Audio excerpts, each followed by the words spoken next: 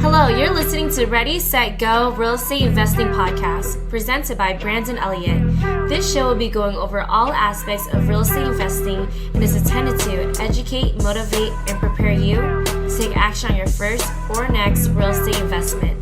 For more information, please visit BrandonElliottInvestments.com. Thank you for listening and enjoy. Welcome back, everyone, to Ready, Set, Go Real Estate Investing Podcast. I'm your host, Mr. Brandon Elliott. I'm excited today. We are going to be talking with a veteran in the game, somebody that's been doing this for 24 plus years. The 1031 exchange. What is it? What are the benefits? The nitty gritty in between and how it could better serve you. Our guest today, Dave Foster from Florida, has been doing this quite a bit of time, helping out many investors along the way, and could be potentially helping out you as well if you want to connect with him after this episode. But Dave, how are we doing today? Hey, we're doing awesome, and you are very kind, my friend. Yeah. You use the word veteran, whereas my kids would just say, Dad, you're old. Yeah. So I appreciate that. Yeah. I'm so glad. Hey, since this is a live thing, I don't see the questions on my end, but we can spend as much time as we want. If people want to shoot questions in, we'll see if we can answer some on air. Yeah, I'm happy to do that. So we're just doing the live for cross promoting and getting some answers coming in. If we have any time towards the end and we see some coming in, then we'll definitely bring it up. But as far as, anybody out there that doesn't know who you are, where you're from, what you've been doing for real estate related, do you mind just giving that 10,000 foot view? Yeah, absolutely. So I am what's called a qualified intermediary for 1031 exchanges. The 1031 exchange is a federal process that allows you to sell investment real estate and buy new investment real estate without having to pay tax in the middle. In other words, what you get to do is take that tax and invest it for yourself. So Albert Einstein once called compound interest the eighth wonder of the world. And that's exactly what the 1031 exchange allows you to do, is to take the tax, compound that, so that as long as you are selling real estate and then reinvesting in new real estate, you'll never pay the tax. The tax compounds for you, and you'll end up with a lot more in your portfolio. I've been doing that. I started out doing it for myself because my very first real estate purchase was a mistake. Tell me about that. I bought a duplex in Denver, Colorado. I fixed it up. I rented it. I sold it. And my accountant said, boy, you have a tax bill. $30,000. Because I did not know about the 1031 exchange. It wasn't available to regular investors back then. And so I ended up shelling out a check. If you were to take $30,000 today and go find a piece of software and run one of those compounding scenarios, $30,000 compounded at a 10% rate of return for 30 years is how many hundreds of thousands of dollars that I would have, but I didn't. So that's when I went on a search to find a better way. And I found the 1031 exchange. And from that point on, I started doing them for myself. And my wife and I managed to move our portfolio from Denver, Colorado to the Northeast to Florida, all along the way, never paying a penny in tax, investing in different levels of investment in commercial real estate. And at the end of 10 years, we're able to buy a 53-foot sailboat with tax-free dollars, move on to it, raise our 4 children for 10 years, living off the income from my 1031 private clients and our short-term vacation rentals that we had. So I became hooked early on for what it did to us, and I've been doing it now for others for, like I say, 24 years. I love that. So talk to me, what would be the difference there's a big difference here, so I don't want the listeners to take this or get it confused, but versus doing the 1031 exchange versus doing a cash out refinance, where that money that you get from cash out refinance, you don't need to pay taxes on either, correct? That's exactly right. Yeah, and it's funny that you should mention that because there's this really cool confluence. So when you are doing cash out refinances, first of all, you're at the mercy of the interest rate. Yep. Secondly, you're at the mercy of that property. Correct. But what if that property is not performing the way that you like? Or what if the market is telling you that it's time to change locations? Yeah, time to sell. San Francisco to Austin. It's time to sell for whatever reason. What if you've got some looming capital expense items, like a new roof, whereas you could sell it now? A new roof will wipe out a decade of long-term rental gain on regular income.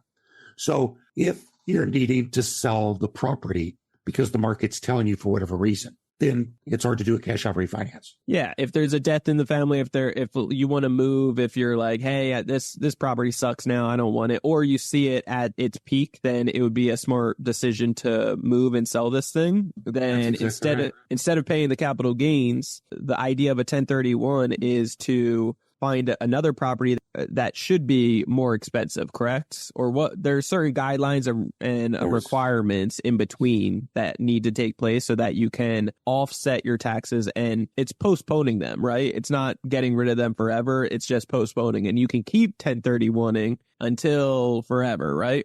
The answer to the first is no. You can keep them at bay forever. Mm-hmm. Secondly, you can actually eliminate them. And thirdly, yes, you can keep 1031ing forever as long as you want.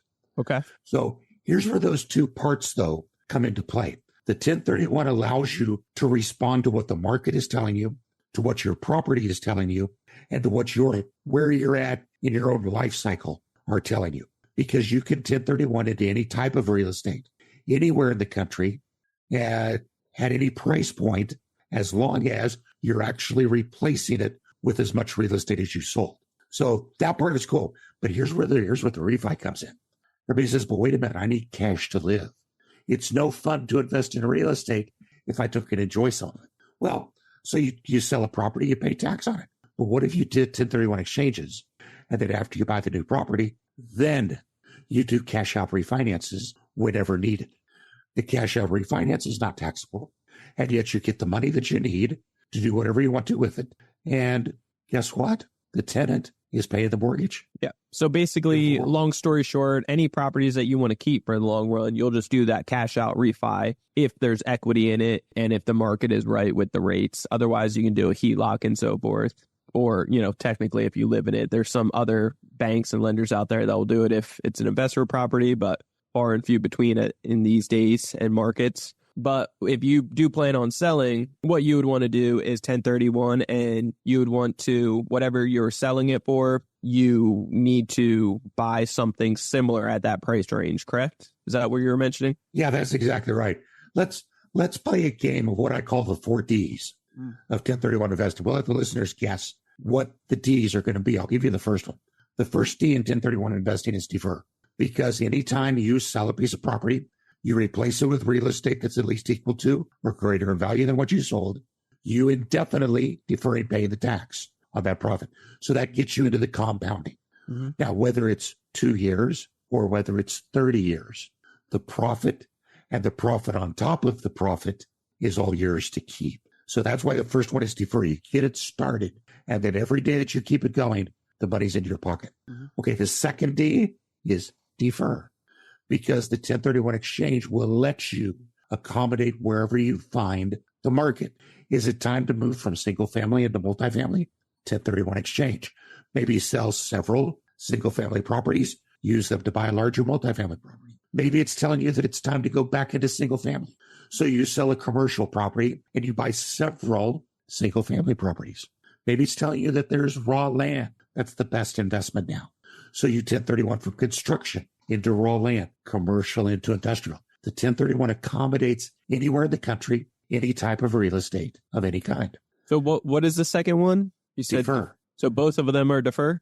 What do you think the third one is? Yeah, defer. Yeah.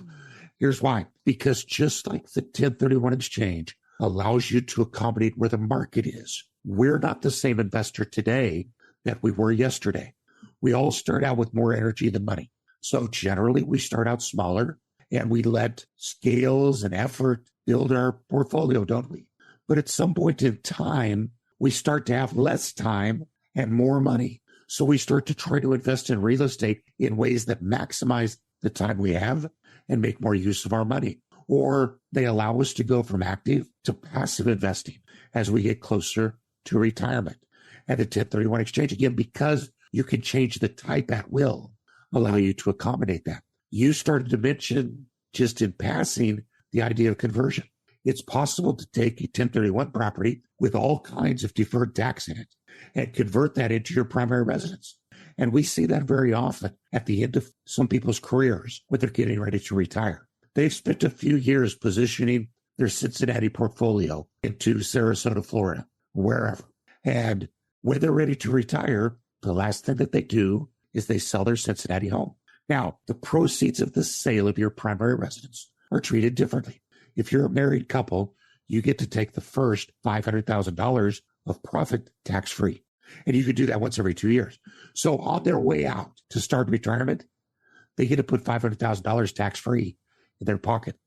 When they move to Florida or California or Santa Fe or wherever their portfolio is, instead of buying another primary residence, they convert one of their rentals into a new primary residence. And as long as they own it, it's still tax deferred. And anytime they sell it after owning it long enough, they get to take an allocation of the gain, tax free. So throughout their retirement, they're able to chip away and turn chunks of that tax deferred gain into tax free gain.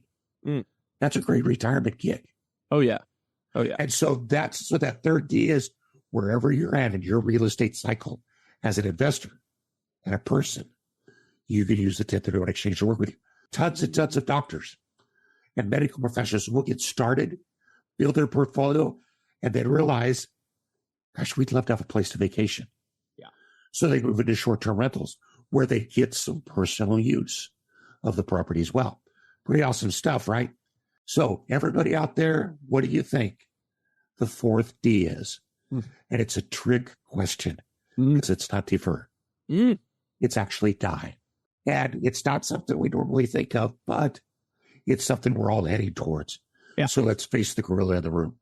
When you die, your heirs inherit your real estate as if they paid market value for it on the day you died. It's what's called a step up in basis. So the tax literally disappears for your heirs. You don't pay it. Your estate doesn't pay it. Your heirs don't pay it. By deferring the tax your lifetime, you're actually able to not only benefit yourself with a lot of tax deferred gain, you're also able to give your heirs a legacy of tax-free wealth in real estate. And I've got one family in particular that are just started a couple of years ago, their third generation of 1031 investing. Started with granddad. He died. His son got the properties, didn't do 1031s for a while because he got them at market value. But then he started doing them again with us. And when he died a few years ago, his children inherited the property, again, tax-free. And they've just now started doing their own 1031 exchanges as well. So defer, and die. And you will end up with a lot more money. So my answer to everybody who says, it's temporary, got to pay the tax anyways, is, well, even if you defer it for 2 days, you still get the benefit. But secondly, you don't ever have to pay it. There's plenty of off-ramps. I like that.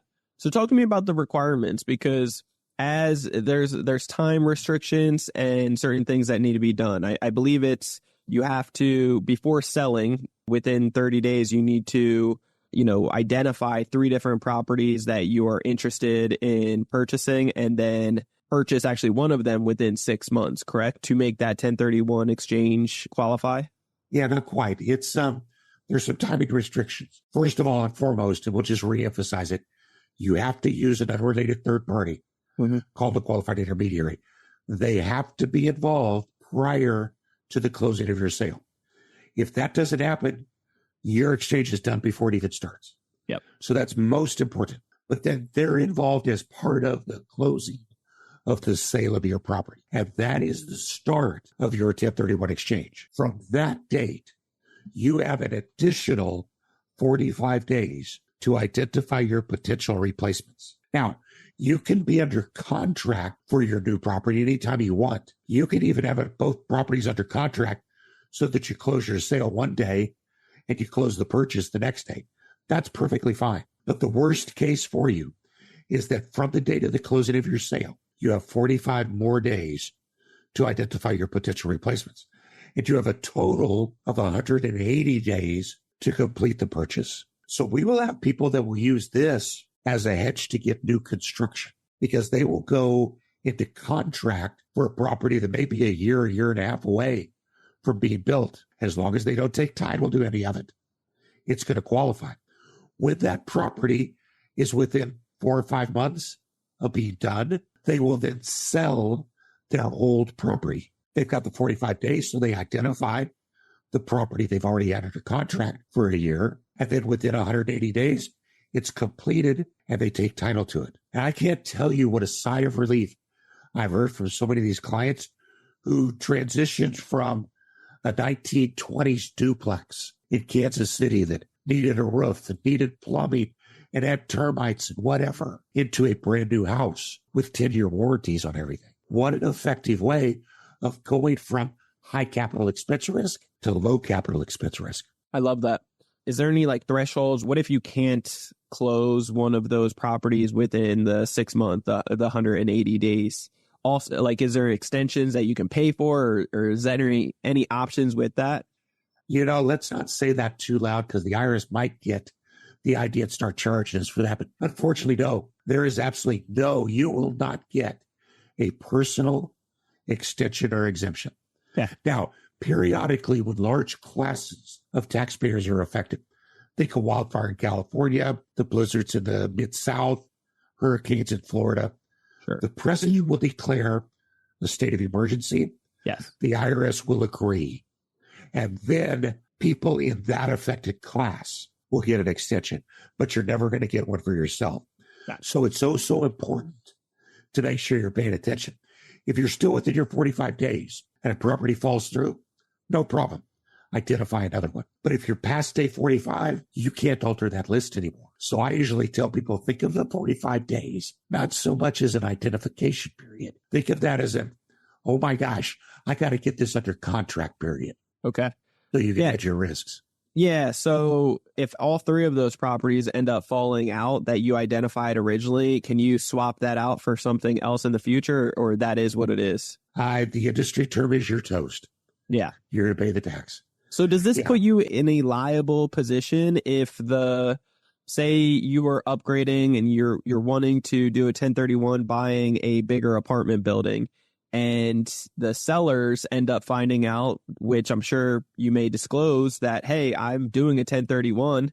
You're my last and final choice. I need to close on this within a certain time frame. And the seller starts playing games with you and maybe asks for more or holds out. It's a strong negotiation side on the seller versus the person doing the 1031, isn't it? Yeah, it certainly can be. Okay. I think the fear of that is greater than the reality. It happens very, very, very seldom. But does it happen and can it happen? Absolutely. So there are ways to keep it anonymous. Really? So that it's not a part. Simply by making contracts assignable. That's all that we need as the intermediary to accomplish what we want. So there's really no reason that a client ever has to be put at a disadvantage like that. But again, the idea is work quickly and try to have your contingencies out of the way so that there's no surprises out there. But I just got done working with one of my clients who sold and he was buying small tracts of land. And he did not have any of the 5 under contract. And he lost 4 of the 5 because he got outbid. Wow.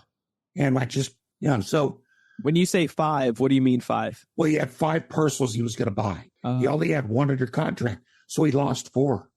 So in essence, he was basically not going to shelter any tax. So what he had to do was to go to the actual buyers who had outbid him on all 4 properties. And pay a premium? Gave him $10,000 and let him purchase them. Yeah, it's not bad. Well, it was a premium. Very not good day. But it was better than paying the tax for sure. Yeah, I'm sure it still saved him a pretty penny versus paying it. So what else is needed for this? Is there anything that I'm missing here that people may not like? Does everybody qualify for this? So you have to be selling real estate. Sure. That has to be used for investment. So one of the nuances that people don't understand is that... Let me cut you off there for a second. So for your own primary house, could I do a 1031 with my own primary house? Different rules, better rules. With your primary, remember, if you've lived in it for 2 out of the 5 years prior to selling it, that is a single taxpayer, you get the first $250,000 of profit tax-free. That's better than a 1031. If you're married, you get to take $500,000, and you can do that once every 2 years. So for your primary residence, it's always better to do that. Okay. Take that tax free. So it can't be your primary residence. It can't be property that you intend to resell. Your intent in the property that you own has to have been to hold it for productive use. How long is that for, though? Is that 1 year time frame? Good question. There isn't a time frame. Yeah. It's brutal. So there is no statutory hold period. Yeah. The standard truly is what your intent was and how you can identify, how you can demonstrate that. Sure. Now, most people would tell you that just about everybody's comfortable with a year, but there's no magic to that. You still have to be able to demonstrate that your intent was to hold it. There's even a famous court case where a guy sold an entire subdivision after owning it for 15 years. He got it right before the market crash of 2008 and held it for 15 years and sold it, did it 1031, but he was audited for something else. And the IRS determined that his intent in owning that was not to hold it because he never took it off the MLS. It was always officially for sale for 15 years. The IRS said, no, you didn't intend to hold this. Oh my gosh. So now that's one extreme, Brandon. Here's the other extreme. I had a client who owned a property for 2 months, and he called me and said, damn, I want to do a 1031 exchange on this. I said, no. You bought this. Now you're reselling it. You're a flipper. You cannot do a 1031 if your intent was not to hold it. He said, but I had to agree to honor the long-term lease that the property was under when I bought it. That's in the sales agreement. So can I do a 1031? I said, well, okay, that says that you were going to, but the reality is you're not holding it. How could you say that you're not intending to resell it? And he said, oh, it's because of the bear. The bear. Right after he purchased the property, and Black Bear took up residence at his tenant's trash can. And the tenant was too scared to take the trash out, so she vacated the lease and left. And he did not want to mess with a bear as a neighbor. Yeah. So he decided to sell it. And the kicker was, it was beautiful because his accountant said, Dave, we've got the ring photographs of the bear in a file if the IRS ever wants to ask. Yeah. Very easy to demonstrate his intent. I love that. That makes total sense. What are the downfalls of doing a 1031 exchange? Are there any? Well, you're talking to the guy who's made a living with them. Yeah. There's no downfalls to you. Of them, so it is hard. I would say this. If you are not going to move forward with any type of real estate investment, and by that, I mean even something like a syndication type thing, something passive, something that would be sort of like a REIT, but not. If you truly just want to get out and go buy Google, the 1031 is not for you. For everybody else, you kind of have to look at it piece by piece and say, if I sell this property, if I've got, say, a $200,000 gain on it, that's very easily a $50,000 to $60,000 tax. So if I'm going to sell this and not do a 1031 exchange, it's going to cost me $60,000. So I'm only going to have $140,000 left to go do something else with. You've got to factor that against the return that you can make with $140,000 in something else. And if that's going to be a greater return, certainly you don't do the 1031. Yeah. But what we find most of the times, though, is that tax takes such a chunk out. Yeah. That you actually end up better. Even if, heaven forbid, you end up in an environment where you feel like you're having to overpay for property. I mean, I hear that all the time these days. And my first response always is, well, wait a minute. I get it that you can't find properties to buy as cheap as the one you just sold. Yeah. But do you really think you would have sold that property right now for as much as you did if we were not at that time in the market? Yep. So the best time to start a 1031 exchange is in a seller's market. The worst time to finish a 1031 is in a seller's market. The best time to complete a 1031 is in a buyer's market when you get to choose what you want. The worst time to start a 1031 is in a seller's market because you're going to have trouble selling your property. So you just have to recognize that. It's not a perfect world, but there's a way to use that equilibrium to continually better yourself And secondly, my best advice to people is start with the hard thing first. If finding your new property and getting it under contract is the hardest thing to do, then do that first. Yeah. Get it under contract, then close the sale of your old property. If it's the reverse, sell the property first. Yeah, I love that. Dave, we talked a lot about like different things of what you can't do and no exceptions behind it. But what is your best example of somebody that has messed up a 1031 exchange so that we could potentially learn from? Well, you've got my friend of the land. Yeah, that was a good one. That's a good one. Speaking of which, may I just ask, do you know, like, what was his reasoning behind that? I mean, hanging on to it for 15 years, you're definitely not selling it. Did he just want some interaction and some phone calls on a regular basis or what? Oh, that guy right there with the big one. Actually, I don't even know him. That's just a court case. Okay. I was talking about the guy that had to go renegotiate because he got a bid for all his property. Yeah. Now, that guy in particular would not have 1031'd it because he was a land developer. His intent at the very beginning was not to hold it. He was simply going to sell the subdivision, pay the tax, and walk away. But because he ended up holding on to it for 15 years, he decided to try it. Yeah. And unfortunately, got caught. There's another very famous court case out of Chicago where the guy lost because there was no 45-day list. There was no paperwork associated. Sure. Money went into his account, and his argument in court was, my son is an attorney, and he was my qualified intermediary. And the intermediary has to be a third party anyways. Yeah. So, I mean, that guy on all kinds of levels. As a matter of fact, I heard that the judge was laughing as he slammed the gavel. And what that just comes down to is simple ignorance, believing that you're doing it correctly without having the proper education and guidance from, the real officials to be able to guide you properly. It doesn't seem like there's too many rules in place, but there are a couple that are very significant, that are very needed, and there's no exceptions. So play by the rules, and it can really benefit you and serve you well. Never trust by something attorney. Yeah, exactly. That's never a good reason, in court or out. That's good. Exactly. But I would say the people that I see struggle with 1031s, and by the way, we do frequent audits.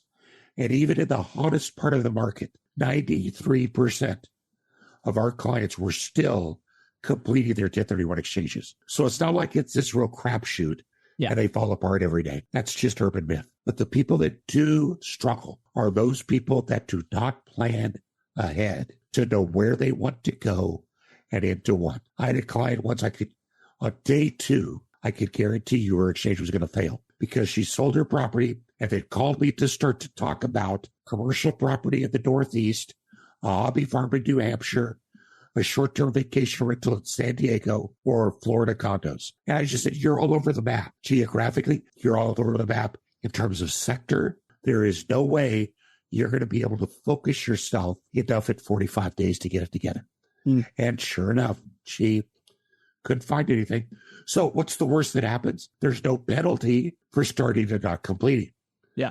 So for the price of an exchange, which could be $1,000, you're buying the opportunity to try to save 30 or 40,000. And I guess, my thought has always been, if you were to come to me, Brandon, and tell me that you're selling lotto tickets for $1,000 each that have a 95% chance of winning 40,000, I'm going to break my right arm trying to buy everything I can. Yeah. Because it's going to work. Yeah, I like that. So how long do you think this is going to last for, Dave? There's been talks in the past about the government possibly taking it away or whatever it may be. I know a lot of these strategies are really made for the wealthy and the educated middle class, and others start really learning how to do these things to become that as well. But talk to me, how long do you think this is going to be around for? Do you think it's going to be around for the long run? Yeah, I actually do. And here's why. Good. First of all, it's been in the statute since 1920. Yep. So it's not anything new. Yeah. It's just been interpreted as far as the rules surrounding it differently. So, and it has been a huge driver of economic activity.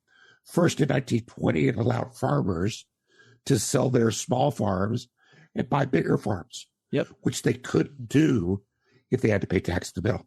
Correct. But then not only that, but all of the young people that wanted to become farmers had nothing to buy. So it stimulates the economy that way.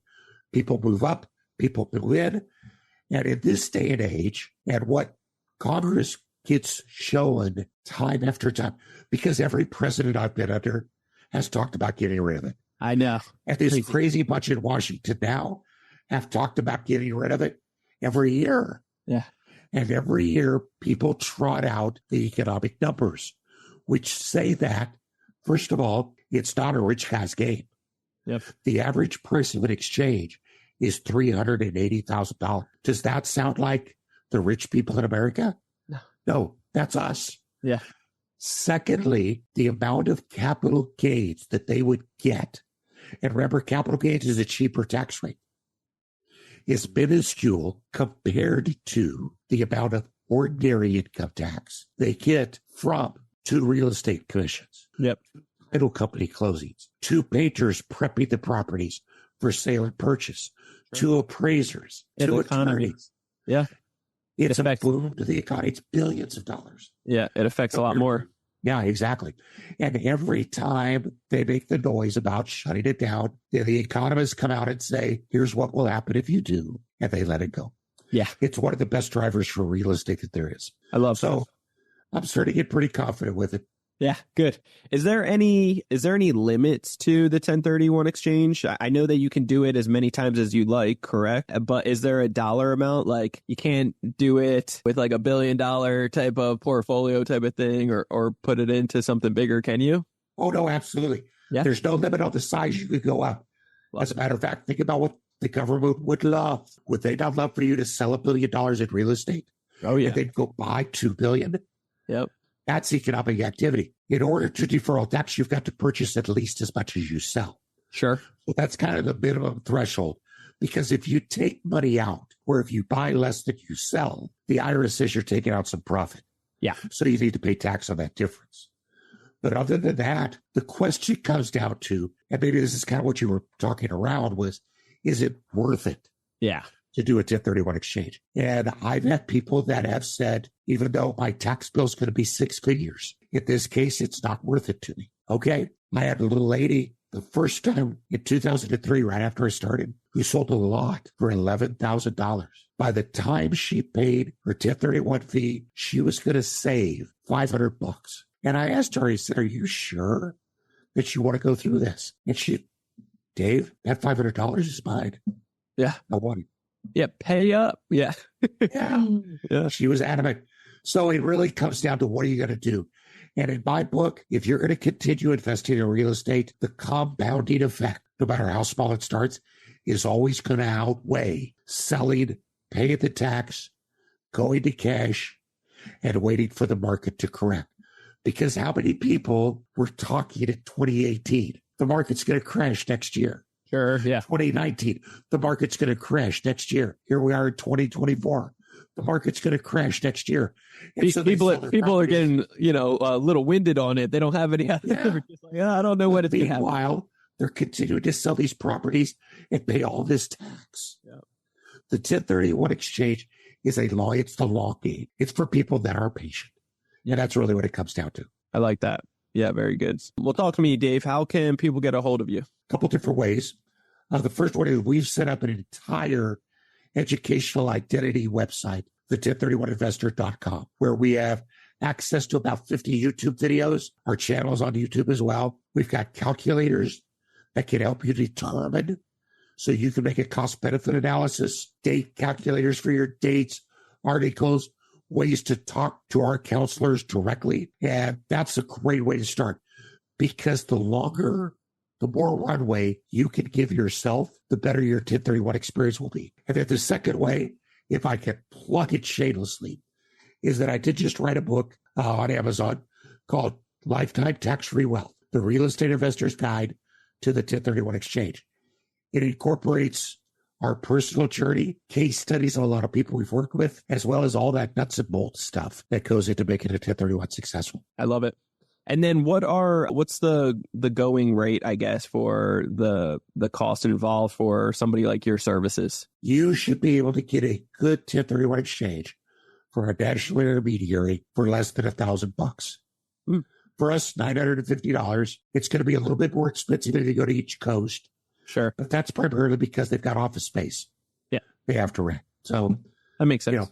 But $1,000. Yeah, it's a no-brainer. I love it. Awesome, Dave. Well, thank you so much for your time today. It was a wealth of knowledge. It's something I've always thought about doing in the future as well with some of my properties. And yeah, I just love it. So thanks for doing what you do and pouring into the listeners today. It was great info. Thank you. It was awesome to be here. Thanks. And then, guys, if you want to get a hold of me, you can always do so on Instagram. Go to Brandon Elliott Investments. Otherwise, on Instagram, you can check out Credit Counsel Elite and be sure to follow us there. Also, if you haven't already subscribed to Ready, Set, Go Real Estate Investing Podcast, what are you waiting for? Do that right here, right now. It would mean the world to me so that you get the newest notification every single Monday when the new episode drops. And leave a 5-star review after listening to the next few episodes. I appreciate it greatly. Also, if you want to get a second opinion on how we are getting business owners up to $500,000 at 0% interest in a bunch of stacks of cards in the next 30 to 90 days, getting a 90% approval odds with the banks, make sure you check out creditcounselelite.com. That's www.creditcounselelite.com. showing you how to get massive amounts of funding in short periods of time at 0% interest so that you can grow and scale your business and start real estate just like we have. And you can get a second opinion after booking a call with us. Till next time, guys, appreciate you so much. We'll see you on the next episode next Monday. And Dave, thank you so much. It was a great episode. Talk soon, guys. God bless. This has been another episode of Ready, Set, Go Real Estate Investing Podcast, brought to you by Brandon Elliott. For more information, please visit BrandonElliottInvestments.com. Also, please don't forget to like, share, and leave a comment below. Thanks again for joining. Until next time, God bless.